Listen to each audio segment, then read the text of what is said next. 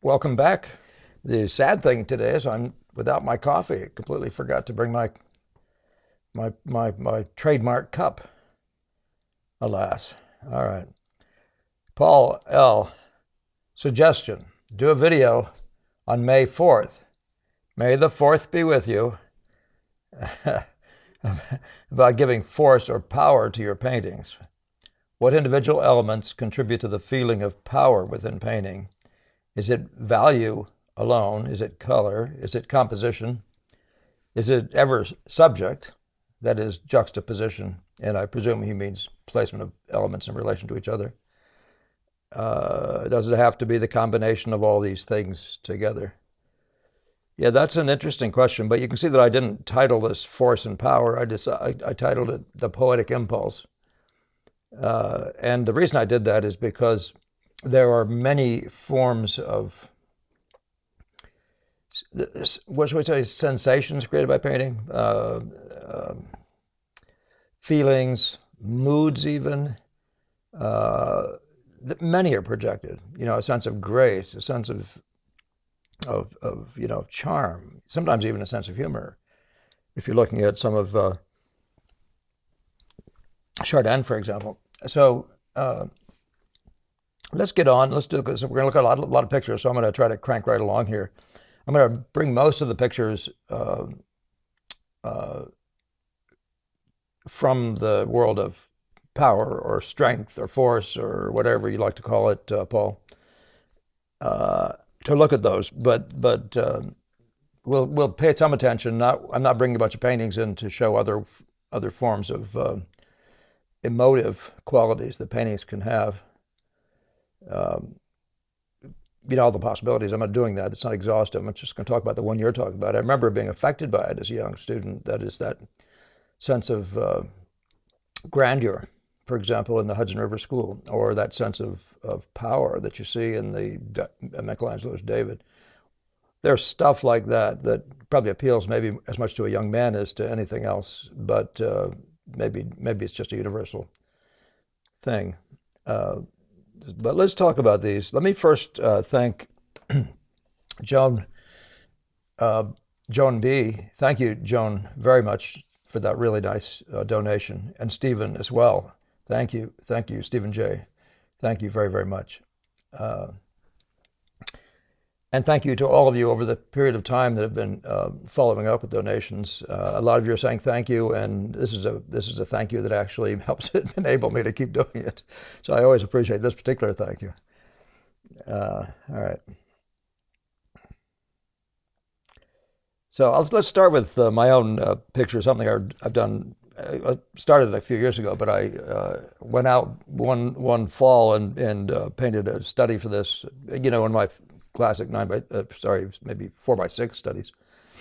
And then I'm not one of those guys who sits in the studio and blows it up. I took the canvas, I stretched the canvas to the size I wanted, and went out and then did it again.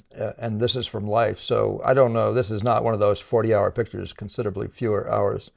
And it's very broadly painted, not a lot of detail, not a lot of fine articulation. I don't count leaves and that sort of thing, which is more typical of some of the Hudson River School thinking. But the reason I show it though is because what impressed me about the spot as I stood there was this sense of bigness.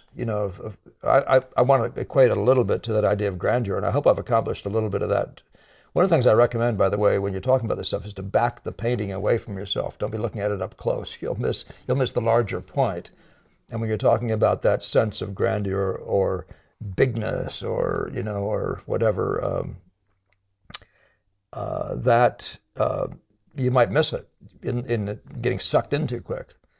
So as you're from across the room, as Gamma would say, that's this sense of the thing, this general sense of it. He thought that was a good idea to be able to and I think of it as the overture to a piece of music, to be able to get people charmed by it from across the room.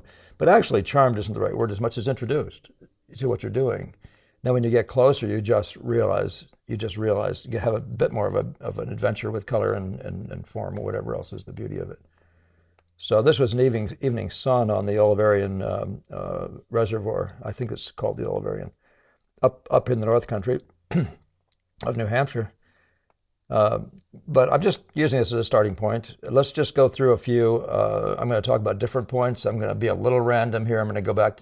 I see that my list of things has me not following an educational line like the kind that go like this and the kind that go like that. I'll do that a little bit, but these are going to wander a little bit. So I think that actually helps us to hit other points instead of just trying to be exhaustive on one small area. So let's see if that does play out.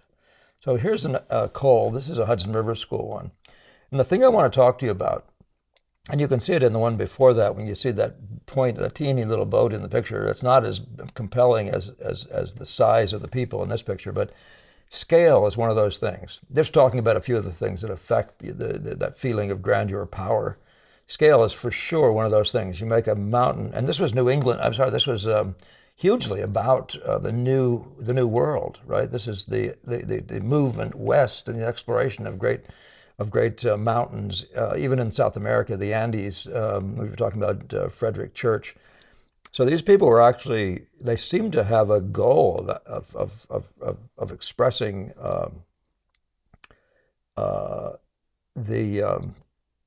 the grandeur of the effect, of the area, and so they took spots where that played out. And the Hudson River School is just replete with this kind of thing, where they're talking about expressing that feeling of the big, the great, the grand, and I just think of it as a sense of grandeur. Now that sense I'm talking about again, this idea of force. This may not be exactly what Paul's looking for. But the idea of force is just what, power is just one of those things. But grandeur has that component to it, to my mind. So here's a canaletto up top, and I hope you can pick it up there. It's, again, the sense of scale. Here we are under a bridge, and I should know the name of that bridge. I read it recently, and I even probably read it in context of this. Maybe it's London Bridge or something. I don't think it is. But anyway, you're looking through this from under this bridge, and you see this whole dark screen gives us this thing, what Paxton referred to as a pusher back. In other words, it just creates a field setting off the background. Its goal is to actually push you into the middle, so to speak, push you past that. But it creates this really strong dynamic. Now, the questions always come up of whether or not that's done most usefully with powerful contrasts. And that is one of those things that, if you're looking at this one, you're talking about very relatively simple masses. I mean, apart from the busyness, but not textured masses, but flat, solid masses of dark against a relatively lighter mid-tone ground. And it creates this dynamic that has that quality that you're talking about of power, force. How you do it, I mean, one of the things you got to keep in mind when you're working is that, first of all, if you're an impressionist, you have to have seen it, right? Now, if you're painting out of your head, painting imaginatively, you have to then have an idea. You have to begin to push things together artificially and search for what will produce that feeling, if that's the imperative. In the case of this bridge here, though, it's very likely the guy stood there and was just blown away by what he saw. And that's when it really pays for you to be a listener. You got to be able to hear the music. Now, this isn't the music now. We're talking about that sense, the mood, the overwhelming sensation, maybe is a better word, that's hitting you. And that would be the Turner Below is a storm, and it has some of that very same quality. First of all, it's got, much like both of these have a sense of scale, very small things against very massive things, contraposed. Much like going back to the Hudson River School, or if I was looking at buying the little boat in there.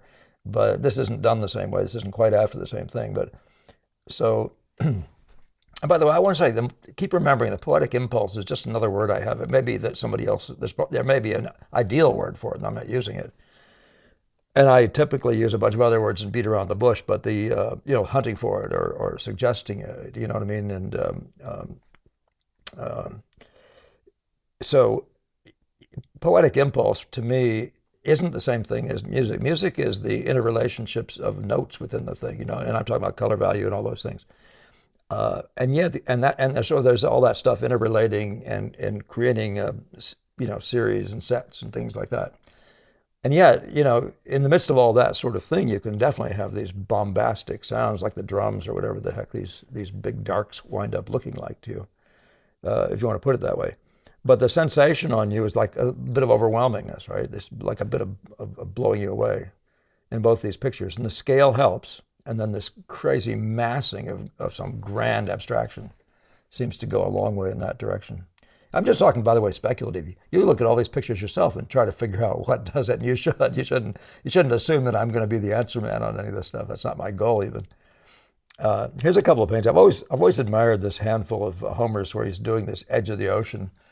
Several of them are really, really black, you know, essentially just really inky, and produce that sense, along with that, of course, knowing what the ocean is. I mean, I say that having enough data so you know you're talking about rocks, deadly rocks, even in powerful waves.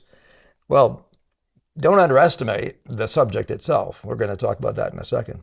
But the one above is similarly manufactured. It's big, dark mass, you know, a very dramatic mass with some significant drama in the sky. And it's apparently a painting of the psalmist, David, the king of Israel at a certain period. And you know, but it could be any number of other guys, but projecting that sense of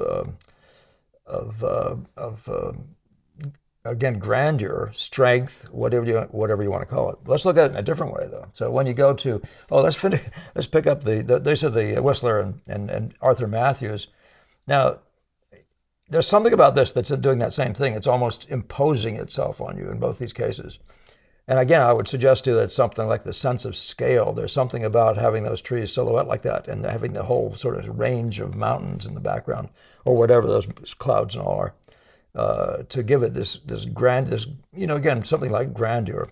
You find your own best words for it, but in fact, I recommend you look for the unique range of sensations that fit into that one you might be wanting to call power or force. But grandeur is one, and there's probably a whole scale of them all the way to fierceness or something like that. But in both cases here, we're dealing with a sense of rather an imposing strength, right? Well, particularly the one on the right, and the tonalists, you know, there's no limit. This is mostly about proportions of masses, right? And simple masses seem to go a long way to projecting this kind of a feeling. Now, I'm showing you this John White Alexander because it's got a whole different mood. And this is a pretty dark picture with the head of her boyfriend, allegedly, or according to the poem, in that pot of basil behind her. And she's gone nuts. And so this picture has this feeling of something dungeon-like, dark, unpleasant, all sorts. So it's not a feeling of power as much as a feeling of... So this is, again, one of those the range of possibilities in that area of dark. By the way, a dark meaning, of strength, force, and imposing itself on you. But this one is, you know, it's feeling a little more,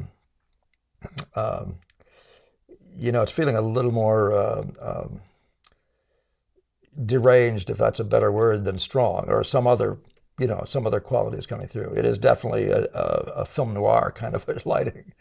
And that in itself is, of course, delivering some mystery and some dismalness. And the whole color scheme will do that as well.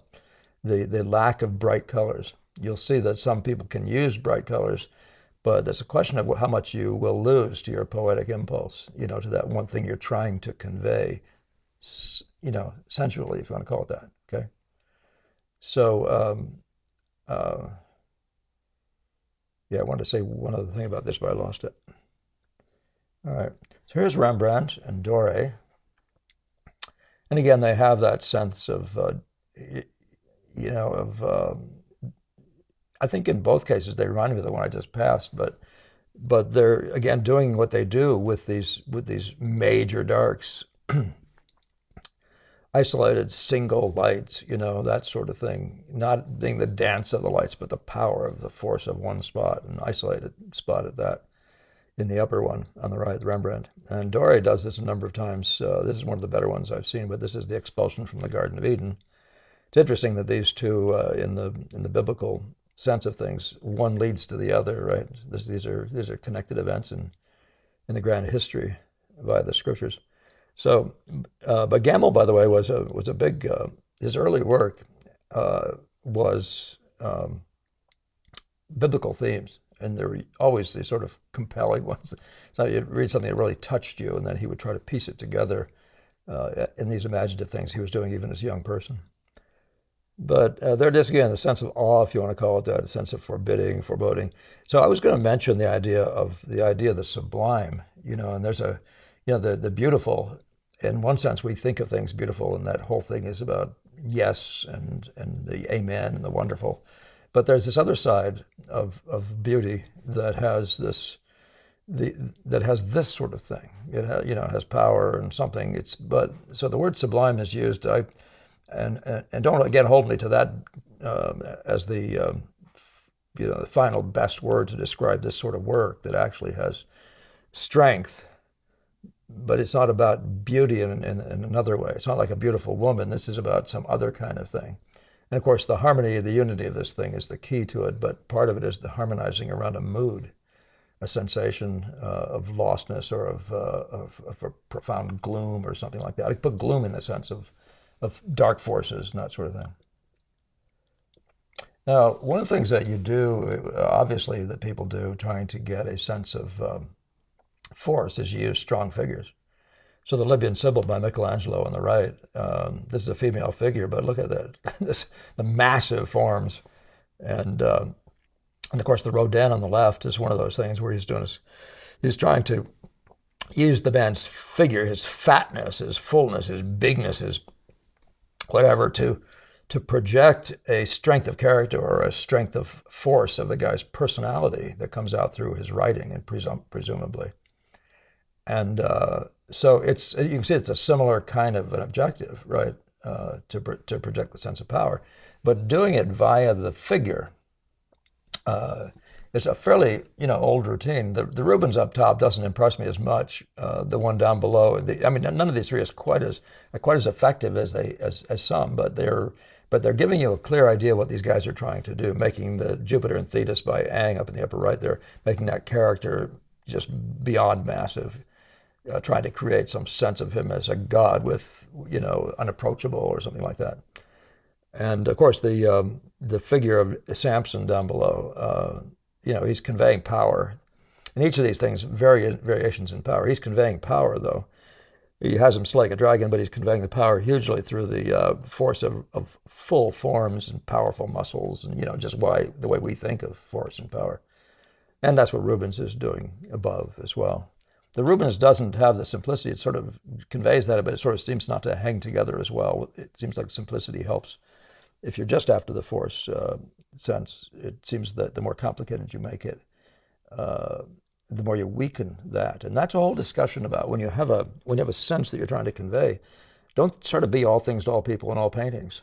Okay, you understand your prime, if you want to say mood or prime motivation, poetic, and make sure that no matter what you use, color, everything else, unless you're forced by other things like the circumstances of the room it's going to hang in, to use certain kinds of colors. But even then, you should be able to use certain kinds of values and that sort of thing.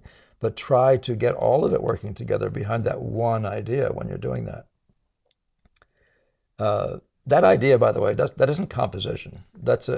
Every representational painting actually ultimately has a kind of a mood. It's just stuck with it. It's inevitable. I think it's inevitable just because it's representational.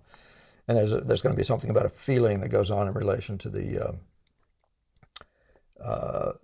theme. And some people make pictures that just don't convey much. They get the figures in the right places and they bore me to death. So what? And instead of actually conveying that quality, which could be, which could add that much to that portion, if you want to call that the subject, but to that thing you're trying to project, that is the emotive quality. By the way, I want to say these are just my thoughts. I'm not writing a book on this or anything like that. And because you asked, but you can determine the same thing. You can figure out the same things for yourself. Just look at pictures, look at them a lot, and notice that one thing. Just notice the emotion, if you want to call it that, right? The feeling of power. The feeling of grandeur, the sensation of, look at the bottom one. You could say the top one, these are both by Millet. The top one is, the sort of a powerful figure sawing big logs, and it's all about force, right? Here's a kind of a wonderful example for you of force. And then down below, this picture has a very striking power to it, but it's so much quieter. There's an evening thing that's going on there. It's like a close of day. There's a finality to it. It's not forceful, but yet it's powerful, right? It's powerful, but it's in a kind of a quiet power. What is that? That's a fascinating thing. But Millet's a good guy to look at when you want to pick up mood. His overall mood in painting, I believe, is just that sense of, I almost say tragedy, but the sense of the condition of man. And if Rand is right, art in talking about art and the sense of life, but his sense of man is that it's melancholy, and but the work is noble, the man does, and that sort of thing. And so this frequently is conveyed, like in the washerwomen here on the right, loading each other up with laundry to head in after a day's work or an afternoon's work. And then here again, brangwyn, if you haven't run into brangwyn before, I misspelled him. It's not a brangwyn. Sorry about that. Brangwyn. But brangwyn was an English decorator and a painter, and I think he was probably working at the same time as our Boston School guys, but very, very different modality, much more. For example, this stuff conveys, for example, much more the search for the powerful forms and fully expressed roundness with the idea of conveying force. And there it is again. If you make nice shaped figures and you model them up so they have no musculature, you will lose some force, right? You'll have to do it all some other way. But I love the figure below on the right by Millet also, which is the woman, the baking bread. And the way he's taking these massive portions of like her dress and things like that. You saw these great forms. Her back is one great form. That's one of those discussions about that. One of the things to be thinking about, how much of this sort of the grand figure. And I think of this as monumental, by the way. Another way of saying there's a sense of this being a monument. He tended to do that. In both cases, these figures have that sense that this could be a monument to man's work, woman's work, or to the labor of mankind, or whatever.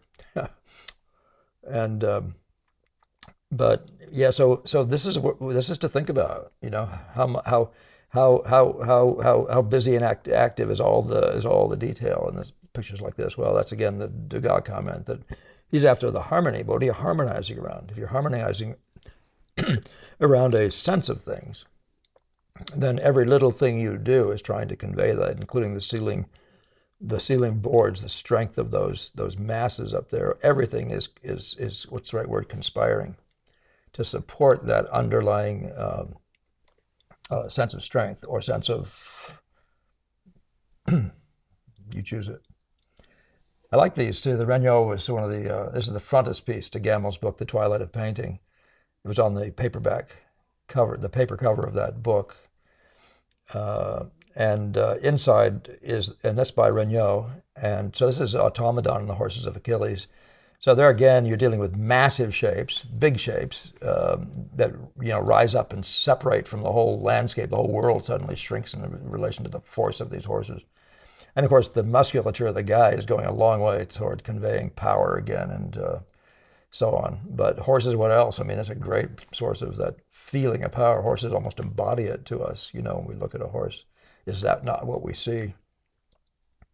What is that beautiful poem about horses in the scriptures? There's a fantastic poem. Oh, where is that? You'll have to dig that up. Wish I could tell you. That's a pleasure to read. Somebody punch it in under if somebody who knows. This is the death of, or the funeral, whatever, of Saint Genevieve. I'm not sure what that is, but that's the one on the right is by Jean-Paul Laurens. Gemel actually had a chance to work with his son, I guess. I think he had at one point a chance to actually see Laurens and speak to him, and I think he missed that opportunity somehow. Things he says made me think that. But again, this is one of those things, big, long, dramatic lines and dramatic shapes, like what you see in the horse over here. You're seeing also in the drama of the flying folds and things like that, ways to get the whole world up in arms, waving and swinging. But a big part of a significant part of what you're talking about is gestural.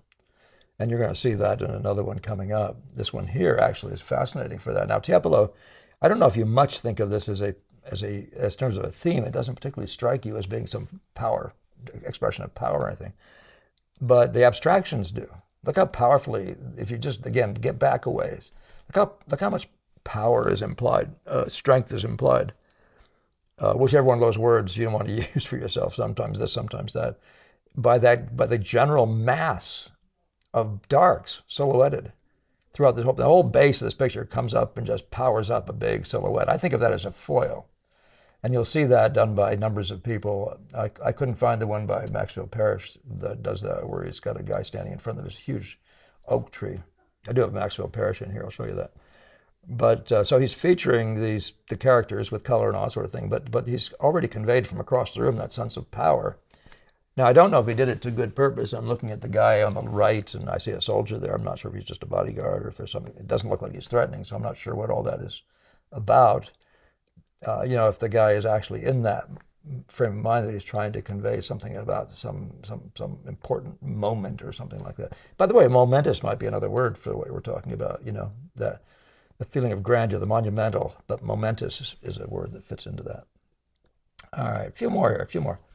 Now what you see here though is varieties. This is three hunter pastels. Still lives. And the top one conveys something like power, right? You can see the one on the right actually conveys, if anything, a feminine quiet, or a passiveness. The difference, the one above looks, masculine. Now, by the way, these are just words, because we embody things historically. Even in our youth, we see that stuff, with the men and women, and the differentiation for humans. And what you're seeing is the working out of that. But these are both, they're different moods. They convey very different things. The one below on the right, a sense of grace. The upper one, while it may have grace, is actually doing something else. It actually implies some strength, it almost looks like a weightlifter or something like that. It has that strong feeling, right? And then the one on the left down below is somewhere in between. And that's why I'm saying there's sort of categories as you go down and away. But again, you'll notice the upper one is very powerful punctuation of a major form with significant contrasts and dominating big, dark, again, very much like the previous. This one here, very much a ground like that. And then you see the featuring of lights in here. You'll see that same thing, featuring of lights before that thing. One of those things I try to get students to understand, though, is the idea of featuring, the idea of using silhouettes well. When you have a light thing, find a ground for it where it'll project the thing, where it'll actually serve as a foil, as that background here does to that pot. So one of the first times I read about anything having to do with that idea of grandeur or scale or anything like that was in the Japanese, probably in Bowie's book. I don't know if these two pictures come out of there. They were online, so if anybody wants to have credit for doing these, you're welcome. But the upper one has that sense, the big, big, big, big world with these little spots of these little sort of islands or something. There's sort of the whole world of mystery. But there's a dominant sense of mystery, very big. And again, there's a feeling because of it of the grandeur, because of the sheer scale of the white and the smallness of the other players. I was going to say in the Bowie book, I think he mentions somewhere, and I think I've mentioned it to you before, but there's some sort of a concept was part of the teaching over there. Bowie was an American who studied in Japan, and he said one of the things they would say that a mountain ought to be such and such a size, a tree should be the size of X, and the man in the painting should be the size of a peanut. But it was all about, you get the sense it was all about scale, the grandeur, the grand thing, and then some other significant object, and then having that accent of the little guy. And it's done in a different way, a whole different feeling with the grasshopper against the moon. This is such a haiku poem. It's a beautiful thing. But that's what I'm saying. You get a sense of something fascinating here. What is that sense? What is that feeling? But think poetically and try to address it with words that have that going on in them, Find phrases rather do the summary thing that a haiku poem does. And so I think I'll end with this Maxfield Parrish one. And you can see quickly, can't you, that's this sense, the mass of these trees, on both cases, but particularly the one on the right. The mass, the sheer volume, the sheer, what is that? How's he doing that? It's almost, what you're almost seeing there is this use of massive, the male figures, the Michelangelo figures, right? Set against some very gentle and soft, low contrast, receding, reticent, I don't know, but tending to the passive again. And there's aggressive separation of those two things. Again, it seems to be something rather significant to creating that sense of strength. Again, the book isn't written. I'm going to just simply follow up with you, Paul, and say you've made most of the points. You've obviously looked this over. I actually want to end this maybe with one thought for you and for others thinking about this, and that is, you can live your life making paintings of grandeur. You may have a feeling for it. I'm thinking of, say, someone like Byron writing ballads. That's not all he did, but he had a fantastic feeling for the ballad. Well, the ballad has a lot of that kind of strength in it, typically, right? And you might look at that, the Charge of the Light Brigade, or some ballads by Kipling, which are quite astonishing. But there's this marching, drumming, bouncing, bang, bangs, little boys and soldier toys or something like kind of qualities to them. I mean, the cannons to the left and the cannons to the right. There's you take that ride with Byron. Or what is the Sennacherib? Is that Byron as well? That's amazing. I'm thinking I'm wrong about anyway, I'm confused. Long years since I've read these. But nevertheless, what you're looking at, what I'm saying, what it would like you to think about, though, is that what you want to be skilled at is coming into the room and being impressed. That is to say, when you're impressed, recognize what it is. Some days it's going to be grace. If you take a beautiful, graceful thing and then bring your power thing to it, you know what I mean? It's like, to me, bringing style or putting yourself in the way of the poem. And if you're a vehicle for the force, what are you the vehicle for, right? But if there's a poetic charm and you miss it because you do the same thing to everything, you just go looking for the force instead of looking for, not that force. If you're looking for the force, meaning the way, the right force at the right moment, yes, you'd be doing just the right thing. But if you're looking for a sense of power or something like that, instead of a sense of elegance at some point, or a sense of another kind of charm, or just mystery, or just grace, And I think of so much of the Art Nouveau world and the amount of grace that you see. But what you want to do is make yourself capable, like a poet, of hearing the music, hearing not the music now, but the undertone, that if you want to call it the sensed unity of the thing. That is to say, the unity sensate might be a better way to say it. Be ready for anything and be capable of anything. And watch out to make yourself capable of doing whatever, be skilled in nuance, be skilled in and contrast, whatever works, whatever is needed for the moment. So that's it. I'm sure we could do other stuff. And again, I want to hear from you on any of these points you've already talked about and clarify something. But the one thing I want to say, Paul, to you and to others who send stuff, when you say a word like you talk about power and force, you ought to send a picture or two so we can talk about stuff related to those, as opposed to having me pick it and then guessing that you probably meant this. And I'm pretty sure I'm on target with what you're asking. But nevertheless, it's better for me and for you personally. The one person who writes it. And overall, it may be better for people too, other people as well, the viewer. So if you can be very clear about that, including, say, with your own in your own email to me or something like that. And do email, but send a photograph or two, a shot from online to support to clarify what you're saying when you ask something. All right, I have one thing to say to you. We're about to do possibly a series, maybe one a month, and probably starting with this next streaming live stream that we're going to be doing. Coming right up in about a week. And what I'm trying to do is I'm trying to take a demonstration that was videotaped and I'm trying to play it.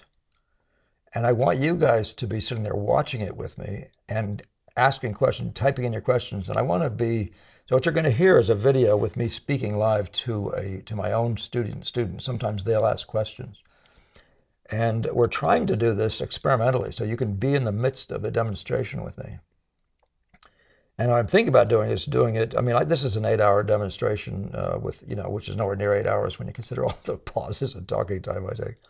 But the idea is to take significant sections of it, maybe a total of 20 minutes long per. In this case, though, we might take 2 hours per, and then some significant section, maybe 2 hours long, and then you have a chance to actually be in the room with that demonstration, and then. And I want to see questions or see whatever you have. I want you to bring something up in that live setting. And as the students are doing the same thing, the guys are already in there asking questions from time to time and that sort of thing. And I want you to participate in that. That's what we're going to try to do experimentally this next live stream. So we'll see where that takes us and whether it makes sense for us to go ahead and push the demonstration, which goes, it certainly goes to where the canvas is fully covered and all those things, the things you've been asking about.